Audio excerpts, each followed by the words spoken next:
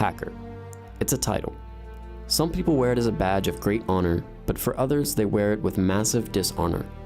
Some say it's a culture and a way of life, while others can argue that it can be seen as an art form. Either way, it can cripple a company or it can do acts of justice. But for some people in the hacking community, they'll mainly do selfish things to only further their own goals.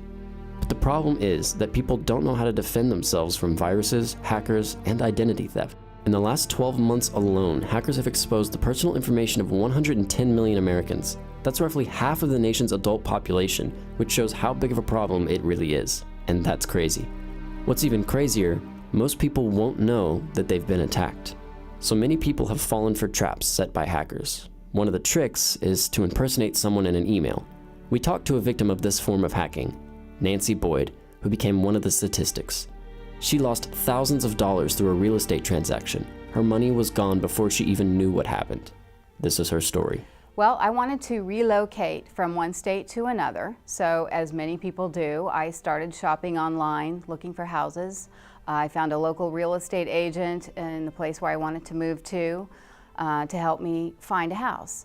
I found one I wanted to buy. Once I found a house I wanted to buy, she and I started corresponding back and forth through email. They learned all the details of our transaction. They knew all the circumstances. They knew the closing date. And they just monitored our emails this whole time while we were leading up to the closing. The day I was to receive the wire instructions from the title company, just a few minutes after I received the instructions, these hackers intercepted the email with their own version of an updated and alternative wire instructions. So, and basically they said, oh, there's been a change, so please, instead of using the first instructions, use these instructions instead. Now we've heard a story from a victim, but how do we protect ourselves from these faceless attackers? We spoke to Mr. Lawrence, a Tulsa Tech instructor for cybersecurity, to get some inside information about the dangers of using personal information on the internet, and some things to keep in mind while browsing and exploring. There's a number of risks in using public Wi-Fi. The signals, whenever you're in a public Wi-Fi setting, are capturable by anybody that's on that same Wi-Fi that you are. Essentially, someone intending to capture your information can do so readily because it's over public airways, and it's perfectly legal because anything that's transmitted over the airways is capturable.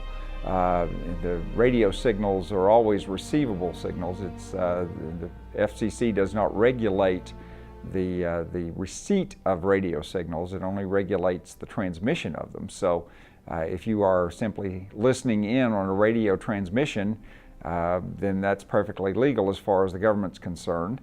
So the issue then becomes in public Wi-Fi, how do we control that? Well, the fact is you just simply have to be careful whenever you're using public Wi-Fi, realizing that you don't want to send any personal information, certainly any financial information, because those signals are easily capturable and can be exploited. Now that we've learned about some ways to stay better protected while using the internet, try to keep these things in mind for the future. Happy browsing!